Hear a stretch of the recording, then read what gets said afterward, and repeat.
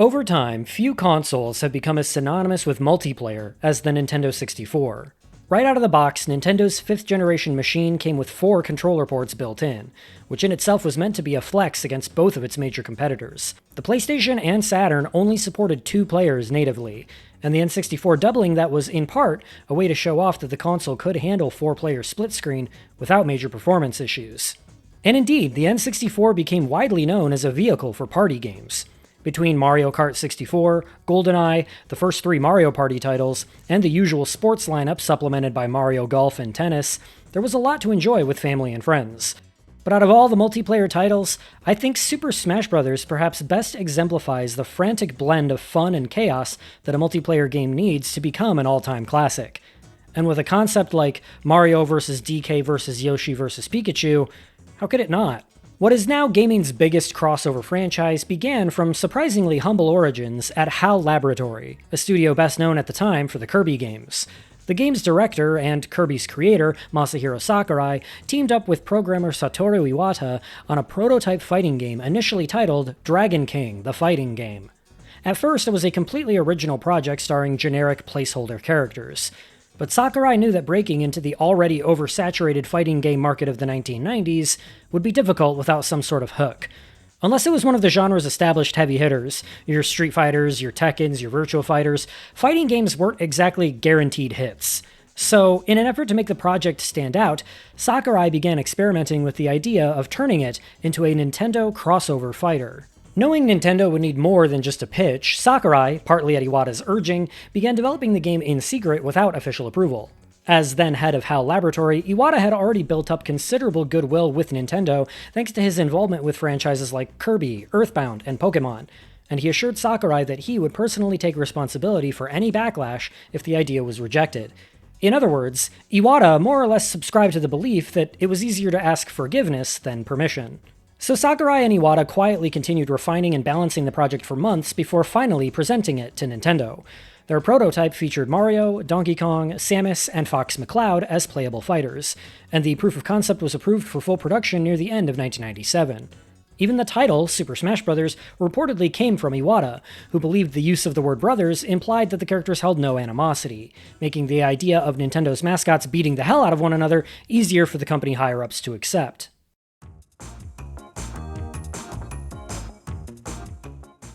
In contrast to many fighting games of the era, with their long combo strings and complicated button commands, Super Smash Bros. Prided itself on being approachable to beginners.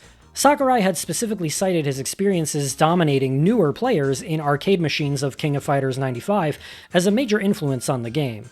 Rather than demanding players memorize intricate inputs, attacks in Smash Bros. Typically require only a single button combined with a directional input, and characters move freely around the stage rather than being locked into facing one another at all times.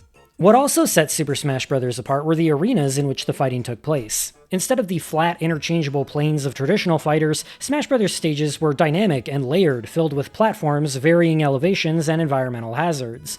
Players weren't worrying about just their opponents, but also about traversal. This hybrid of fighting game mechanics and platforming movement would eventually become known, aptly enough, as the platform fighter. Smash Bros. Wasn't the first game to attempt this style. As far as we can tell, the earliest example was apparently a licensed Yu Yu Hakusho title released for the Game Boy in 1993. But Super Smash Bros. Was unquestionably the game that popularized the formula, and it has since become both the blueprint and industry standard for the genre. Even within the platform fighter space, though, Smash Bros. Still remains fairly unique because the objective isn't to deplete your opponent's health bar. In fact, characters don't have traditional HP at all.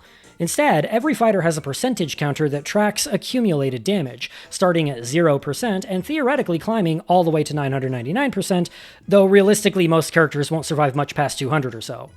The higher a fighter's percentage climbs, the farther they'll be launched when struck. Taking a hit at low damage might barely nudge a character backward, while the exact same attack at high damage can send them rocketing clear off the screen. The ultimate goal, then, is not simply to hit your opponents, but to launch them far enough that they can no longer recover back to the stage, resulting in a KO. And in the event of a tie, the game initiates a sudden death round, where tied players respawn at a lethal 300% damage, usually turning the match into a contest of who can land the first clean hit. Each fighter also possesses their own unique moveset built around standard attacks, stronger smash attacks triggered with harsh directional inputs, and a set of special B-button techniques themed around that character's abilities or equipment. Mario throws fireballs, Link uses bombs and boomerangs, and so on. Characters are also given multiple jumps, usually two, which serve both as platforming tools and as recovery options after being launched off stage. No matter how far a player is sent flying, they can still survive if they manage to safely make it back to the arena. In most cases, a character's up B move doubles as an additional recovery jump, though there are notable exceptions. Characters like Yoshi and Jigglypuff already possess strong aerial mobility, while Ness's recovery requires players to manually guide his projectile into himself for propulsion. But that fusion of movement and combat is a huge part of what makes Smash Bros. Work so well. The fighting and platforming mechanics behave with a great amount of synergy.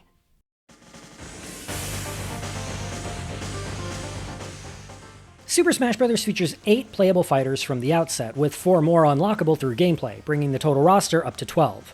And the variety of Nintendo representation on display was pretty exciting at the time. Only 2 characters, Luigi and Jigglypuff, share a franchise with another character. Technically 3 if you count Yoshi under the larger Mario umbrella, which means the roster pulls from a surprisingly broad slice of Nintendo's catalog. Characters like Mario, Donkey Kong, Link, Kirby, and Yoshi were obvious inclusions, but the game also reaches into franchises like Metroid, Star Fox, and Pokémon, while even giving some spotlight to comparatively niche properties like F-Zero and Earthbound. And the crossover appeal doesn't stop at just the fighters themselves. Each of the game's 9 stages is themed after a Nintendo property as well, with every default fighter receiving their own home arena to accompany them. The only exceptions are Captain Falcon and Ness, who lack dedicated stages entirely, while Jigglypuff has to share hers with Pikachu. Items also periodically spawn around the battlefield for players to grab, throw, or wield. Some are more generic fare, baseball bats, laser swords, motion sensor bombs, etc., as well as the barrels or crates that contain them. But around half of the items are lifted directly from Nintendo's various franchises.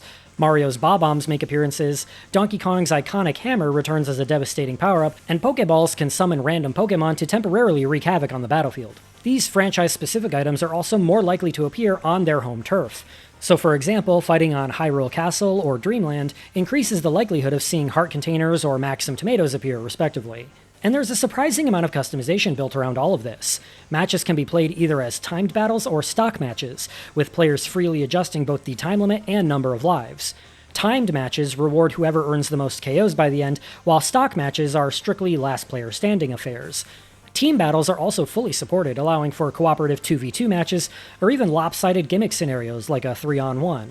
And it can get even more granular than that. Firstly, every fighter has 4 possible color schemes, which not only allows for fun references, like Mario's Wario palette or Link's Goron and Zora tunics, but it also allows duplicate characters to appear in the same match without becoming visually confusing. Players can tweak damage ratios, apply handicaps to weaker participants, and even fine-tune exactly which items are allowed to spawn, or disable them entirely for a more stripped-down competitive experience. But in general, Smash Bros. Thrives on unpredictability, and that's a huge part of why it feels so much more chaotic and frenetic than a traditional fighting game. Players aren't just reacting to opponents and stage layouts, but also to random items, environmental hazards, and sudden interruptions. Hyrule Castle periodically generates violent whirlwinds. Pokémon will emerge from the Self-Company building on Saffron City to attack nearby players. And Planet Zebes slowly floods with acid that forces everyone onto increasingly cramped platforms. Unless you're deliberately stripping away all the randomness with competitive rule sets, which personally I think can get a little sterile, Smash Bros. Constantly demands that players adapt on the fly. And honestly, a huge part of the game's appeal comes from that exact unpredictability, the feeling that at any moment the entire match can suddenly descend into absolute nonsense.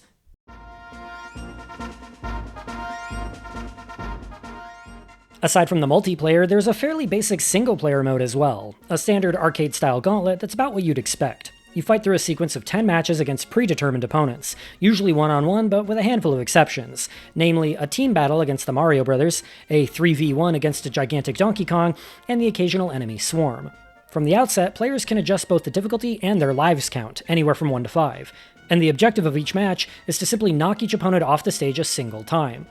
After every third match, the game throws in a bonus stage to break up the action and give the player a chance to boost their score. Each fighter has unique break the targets and board the platforms stages curated to their specific movesets, and those double as both tutorials for mastering each character and as recurring time travel challenges for experienced players.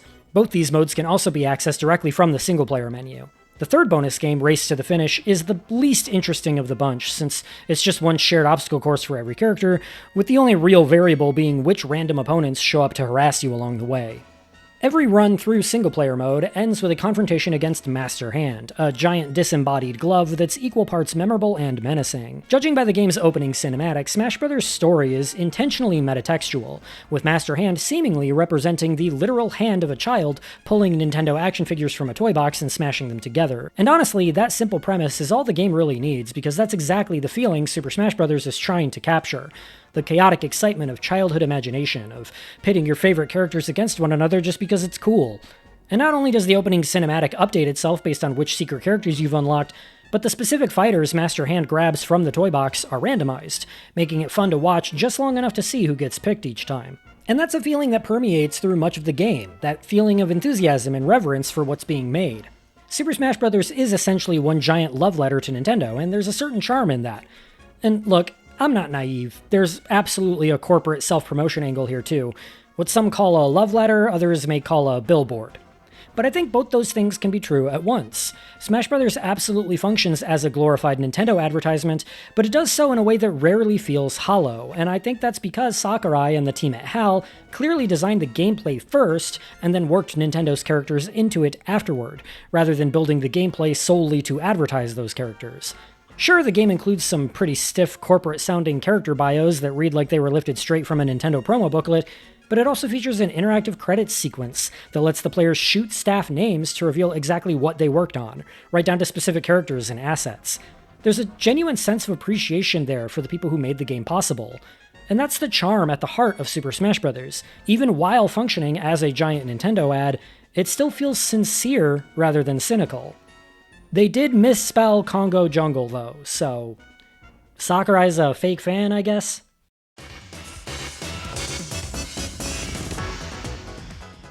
Looking back, I think the roster size might be the single most disappointing aspect of the original Super Smash Bros. By 1999, 12 fighters was pretty tiny for a fighting game. For comparison, the most recent Street Fighter and Tekken titles at the time both had rosters of at least 20 characters, while King of Fighters 99 had over 30. And once you start digging into the game's development, it becomes obvious that Smash Bros. Was originally planned to be a bit larger in scope. Marth from Fire Emblem, for example, was considered during development, but more notably, the game's choice of mostly including only one fighter per franchise leaves it with a pretty noticeable lack of any villains. And indeed, characters like Bowser, King Dedede, and Mewtwo were all intended to fill those roles before ultimately being cut. To top it all off, each fighter was originally meant to have a unique finishing move as well, an idea that wouldn't properly materialize until the series' third entry, Super Smash Bros. Brawl, nearly a decade later. It's also pretty apparent that the secret characters the team ultimately settled on were chosen largely for practical development reasons more than anything else. Each one was included largely because the devs could reuse huge chunks of code or assets from existing fighters. Luigi and Ness are both built off of Mario. Jigglypuff is an altered version of Kirby, and Captain Falcon was created using leftover assets from the old Dragon King placeholder characters. The game hides it well enough, but Smash Bros. Was clearly developed under some pretty serious limitations. In fairness, though, the roster still does a remarkably good job of feeling distinct. Every fighter has their own weight, speed, jump height, attack range, recovery options, and overall feel, alongside little bits of added flavor like their unique taunts. Mario and Luigi are probably the closest the game comes to clone characters, but even then, they differ just enough in mobility and attack properties that they don't feel like just lazy palette swaps. And while the original Super Smash Bros. Is still a lot of fun to revisit, there are definitely some rough edges that stand out when comparing it to what the series would eventually become. Everything feels noticeably stiffer. Hitboxes can feel deceptive or inconsistent, you have to be standing completely still to pick up items, and the lack of any mid-air dodge makes juggling opponents a little too effective. And to get more technical for a second, one of the game's biggest issues is its lack of input buffering. In simple terms, this means that the timing window for certain actions is extremely strict, and so the game often expects near frame-perfect inputs from the player. Ironically, what initially feels like jank is actually the opposite. The game is incredibly precise and unforgiving. Jargon aside, the end result is that unless you're playing perfectly, you'll frequently have moments where moves either fail to come out, or the game reads an entirely different input than what you intended. But small frustrations aside, the game remains fun from top to bottom, in no small part thanks to its completely ridiculous premise. And Nintendo of America's marketing team wasted absolutely no opportunity playing into that absurdity. There's of course the famous commercial where Nintendo mascots beat the shit out of each other in a sunny meadow, but my co-writer, being the wrestling nerd that he is, really wants to bring up the time Nintendo turned this concept into an actual live wrestling match. Slamfest 99 was a promotional event held in Las Vegas just 2 days before the game's American launch. Footage of the event is currently considered lost media, but according to eyewitness accounts, it featured a tag team match between Mario and Yoshi versus Donkey Kong and Pikachu. In true WWE fashion, the rules were quickly thrown out as the match devolved into complete chaos, including the referee biting Pikachu's ear. And in true Nintendo fashion, the match ended in a draw, with all 4 mascots knocked out simultaneously. A deeply stupid relic of the late 90s by the sound of it, and something I would absolutely kill to watch.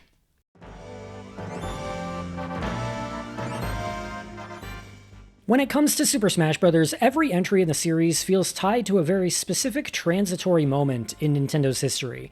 The characters, stages, items, and music are all designed around whatever these franchises looked like at that exact point in time.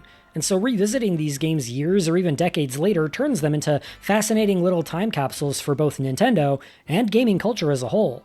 Characters like Mario and Link are modeled specifically after their Super Mario 64 and Ocarina of Time incarnations, just with their polygon counts scaled back enough to keep the game running smoothly. Luigi's voice is just a pitched-up Mario, since Charles Martinet hadn't played the character yet, and so he hadn't developed his distinct voice. And honestly, it's kind of surreal to look back on a time when the newest Nintendo franchise getting representation in Smash Bros. Was Pokémon. Maybe it's just the nostalgic in me, but I think every Smash Bros. Game has a sort of inherent historical value simply because of how well they preserve and celebrate a particular era of Nintendo. They unintentionally document the company's priorities, aesthetics, and biggest franchises at that exact moment in time. And as for the original Smash Bros. Specifically, I love the overall vibe of this game. The menus in particular have this smoky underground atmosphere to them, almost like you're hanging around backstage at a boxing venue or an underground fight club. Future Smash games would lean much harder into spectacle and bombast, so the original game's comparatively subdued presentation gives it a very distinct identity by comparison.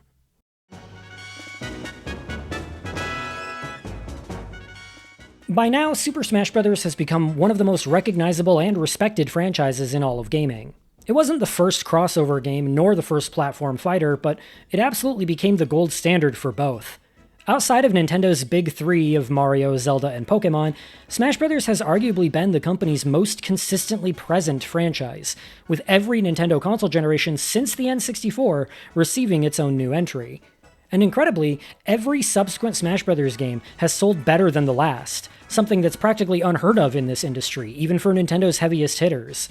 The original Super Smash Bros. Itself ended up becoming the highest-selling Nintendo 64 title outside of pack-in games, cementing it as one of the defining releases on the console. As a franchise, Smash Bros. Also taps directly into a corner of nerd culture that has only exploded in popularity over the years, the whole character versus and power scaling crowd.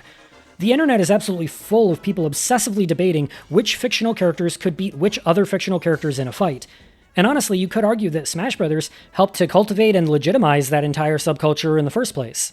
But more broadly, these games succeed because they capture something very simple and very universal: the feeling of childhood play, of grabbing a pile of action figures, throwing them onto the floor, and deciding that they're all going to fight each other because it sounds fucking awesome. Very few games have managed to bottle up that feeling so perfectly, and even fewer have managed to keep expanding on that idea for decades without losing sight of its core appeal. Nowadays, though, there honestly isn't much reason to revisit the original Super Smash Bros., outside of nostalgia. The game began life as a proof of concept, and the final product unfortunately never fully escapes that feeling. It lays down a strong foundation, but the overall breadth of content feels fairly bare bones, even before accounting for how absurdly content-rich later Smash titles became. Almost every mechanic, feature, and idea introduced here would eventually be refined or expanded upon in future entries, leaving the original game feeling like an interesting prototype or simple curiosity at most. Still, I'll never turn down a few rounds of this game with friends. Of all the legendary multiplayer titles on the Nintendo 64, I think this is the one that best captured the chaotic magic of childhood imagination. In my eyes, Super Smash Bros. Remains the undefeated champion. Thanks for watching. Remember to like and subscribe. YouTube has demonetized my entire channel, so if you'd like to support me, please consider joining my Patreon. The link is in the description. See you in the next video, and you guys just keep doing what you're doing, whatever that is. Yep, we'll see ya.